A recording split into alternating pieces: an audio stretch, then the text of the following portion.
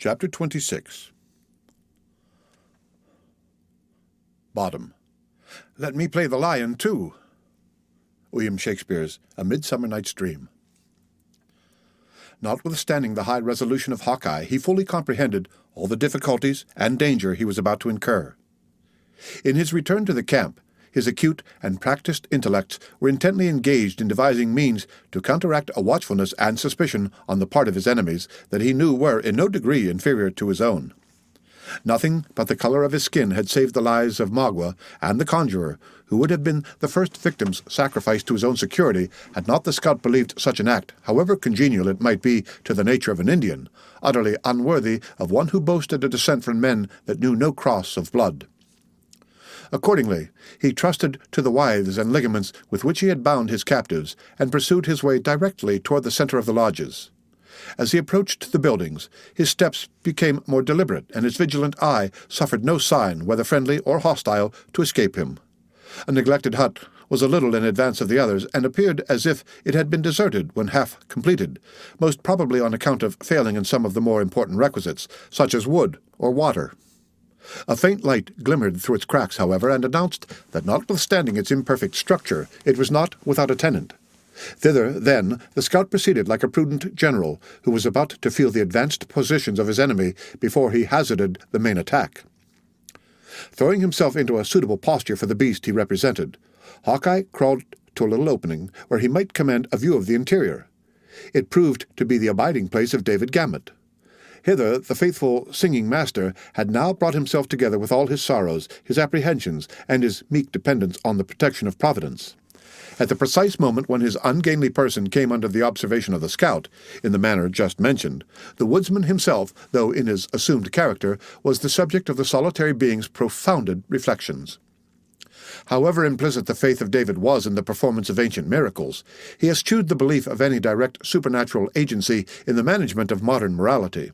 In other words, while he had implicit faith in the ability of Balaam's ass to speak, he was somewhat skeptical on the subject of a bear's singing, and yet he had been assured of the latter on the testimony of his own exquisite organs. There was something in his air and manner that betrayed to the scout the utter confusion of the state of his mind. He was seated on a pile of brush, a few twigs from which occasionally fed his low fire, with his head leaning on his arm in a posture of melancholy musing. The costume of the votary of music had undergone no other alteration from that so lately described, except that he had covered his bald head with a triangular beaver which had not proved sufficiently alluring to excite the cupidity of any of his captors. The ingenious Hawkeye, who recalled the hasty manner in which the other had abandoned his post at the bedside of the sick woman, was not without his suspicions concerning the subject of so much solemn deliberation. First, making the circuit of the hut, and ascertaining that it stood quite alone, and that the character of its inmate was likely to protect it from visitors, he ventured through its low door into the very presence of Gamut. The position of the latter brought the fire between them, and when Hawkeye had seated himself on end, near a minute elapsed, during which the two remained regarding each other without speaking. The suddenness and the nature of the surprise had nearly proved too much for, we will not say the philosophy, but for the pitch and resolution of David. He fumbled for his pitch-pipe, and arose with a confused intention of attempting a musical exorcism. "Dark and mysterious monster!" he exclaimed, while with trembling hands he disposed of his auxiliary eyes and sought his never-failing resource in trouble, the gifted version of the Psalms. "I know not your nature nor intents, but if aught you meditate against the person and rights of one of the humblest servants of the temple, listen to the inspired language of the youth of Israel and repent." The bear shook his shaggy sides, and then a well-known voice replied, "Put up your Teuton weapon and teach your throat modesty. 5 words of plain and comprehensible English are worth just now an hour of squalling." "What art thou?" demanded David, utterly disqualified to pursue his original intention, and nearly gasping for breath. "A man like yourself, and one whose blood is as little tainted by the cross of a bear or an Indian as your own. Have you so soon forgotten from whom you received the foolish instrument you hold in your hand?" "Can these things be?" returned David, breathing more freely as the truth began to dawn upon him. "I have found many marvels during my sojourn with the heathen, but surely nothing to excel this." "Come, come," returned Hawkeye, uncasing his honest countenance, the better to assure the wavering confidence of his companion. "You may see a skin which, if it be not as white as one of the gentle ones, has no tinge of red to it, that the winds of the heaven and the sun have not bestowed. Now let us to business. First, "Tell me of the maiden, and of the youth who so bravely sought her," interrupted David. "Aye, they are happily freed from the tomahawks of these varlets, but can you put me on the scent of Uncas?" "The young man is in bondage, and much I fear his death is decreed. I greatly mourn that one so well disposed should die in his ignorance, and I have sought a goodly him. Can you lead me to him?"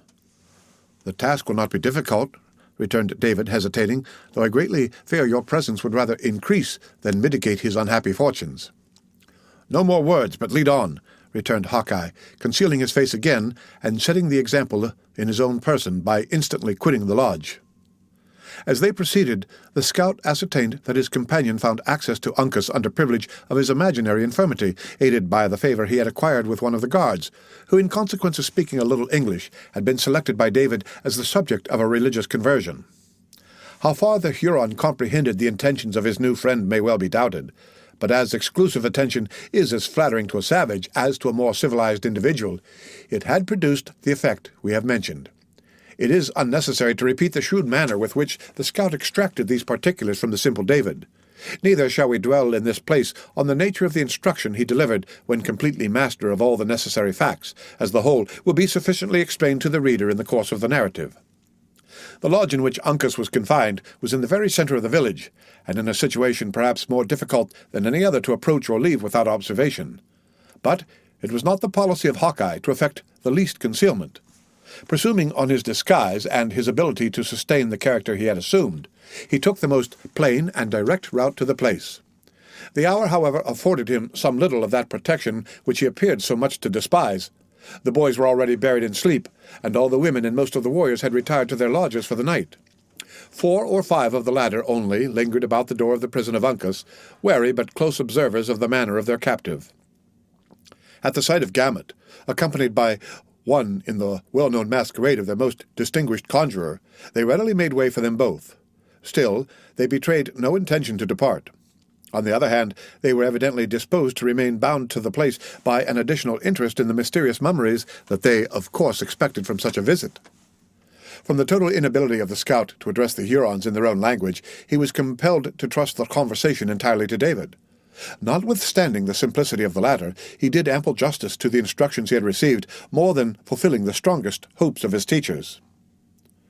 "The Delawares are women," he exclaimed, addressing himself to the savage, who had a slight understanding of the language in which he spoke. "The Yengeese, my foolish countrymen, have told them to take up the tomahawk and strike their fathers in the Canadas, and they have forgotten their sex.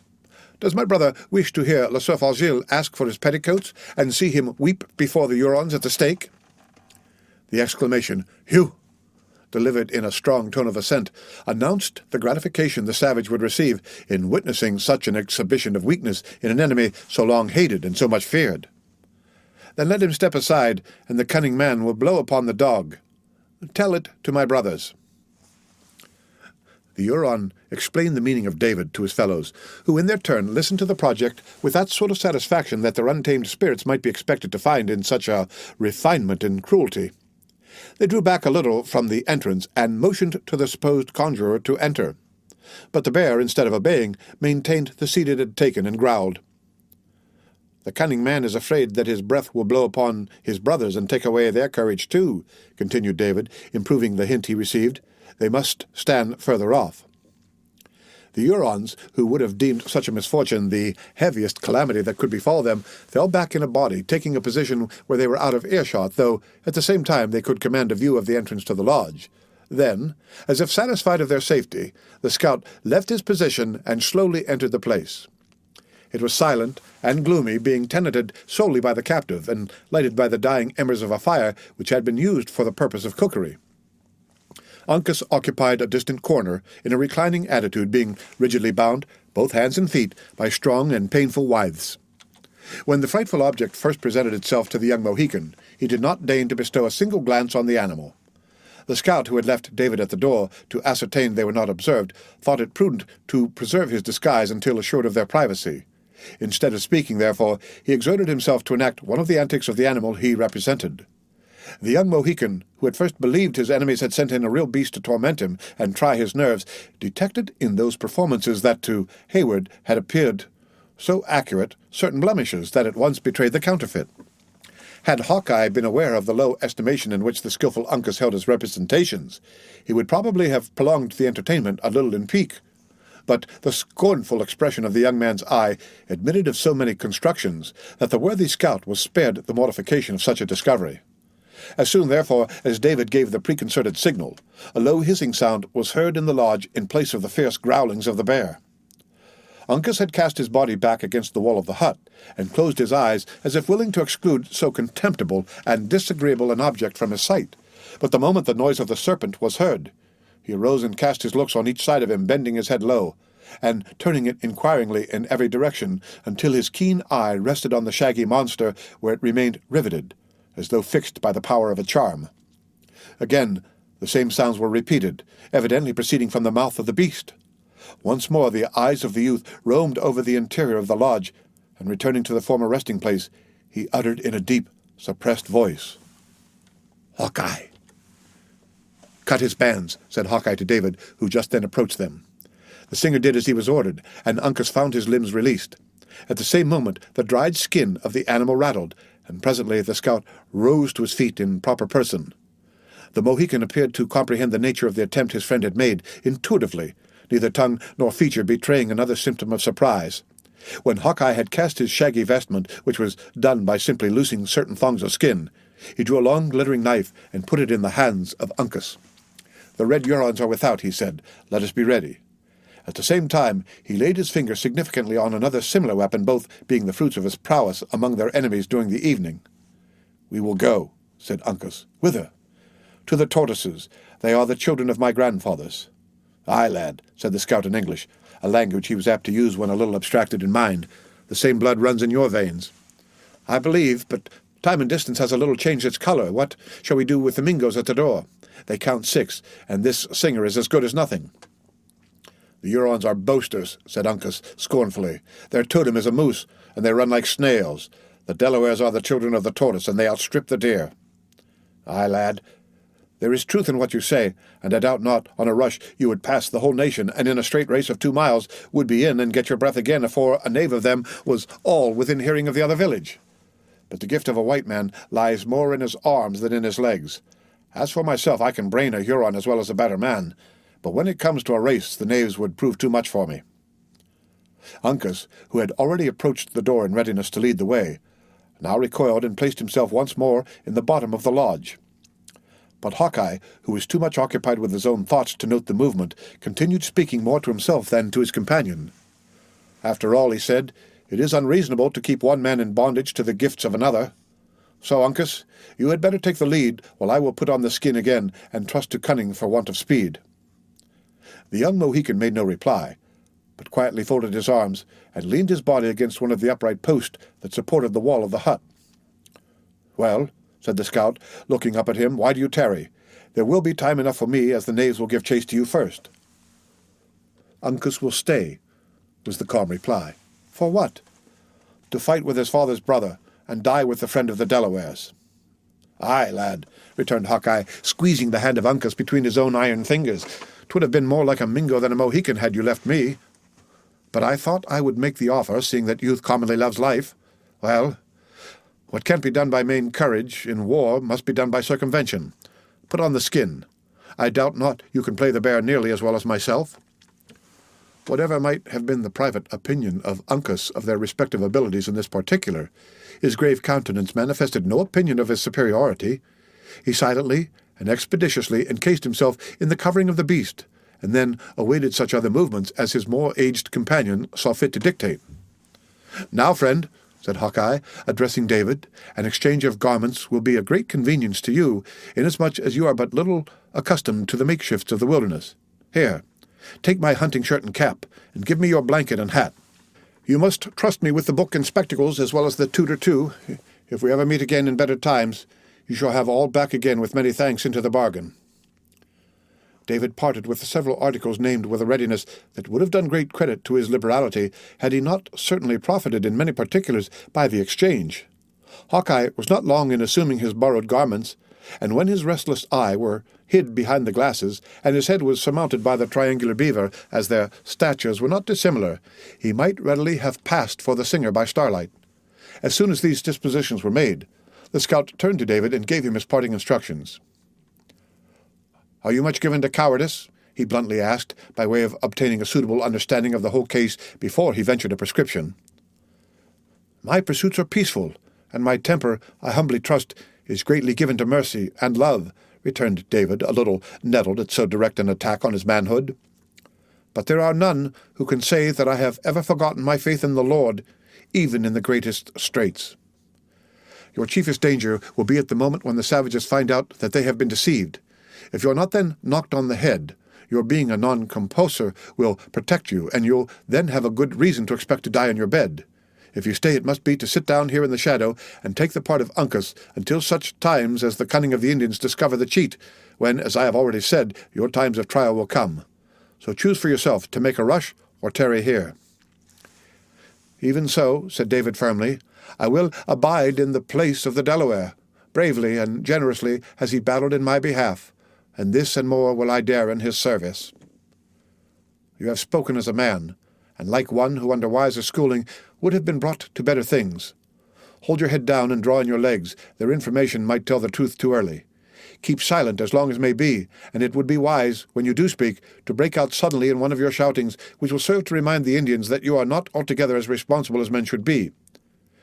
If, however, they take your scalp, as I trust and believe they will not, depend on it, Uncas and I will not forget the deed, but revenge it as becomes true warriors and trusty friends." "Hold," said David, perceiving that with this assurance they were about to leave him. "I am an unworthy and humble follower of one who taught not the damnable principle of revenge. Should I fall, therefore, seek no victims to my manes, but rather forgive my destroyers, and if you remember them at all, let it be in prayers for the enlightening of their minds and for their eternal welfare."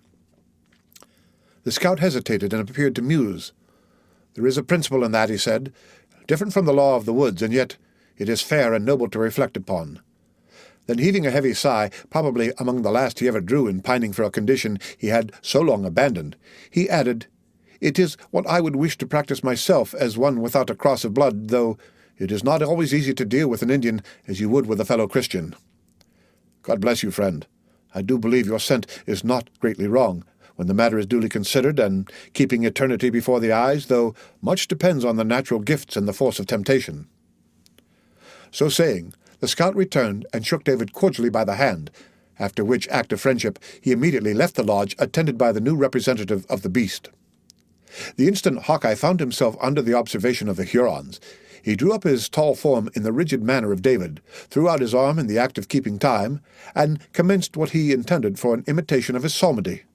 Happily for the success of this delicate adventure, he had to deal with ears but little practised in the concord of sweet sounds, or the miserable effort would infallibly have been detected.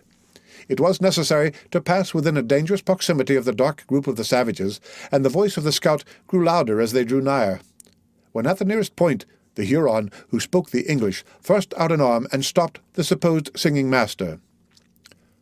"The Delaware dog," he said, leaning forward and peering through the dim light to catch the expression of the other's features. "Is he afraid?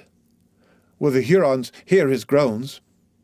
A growl so exceedingly fierce and natural proceeded from the beast that the young Indian released his hold and started aside,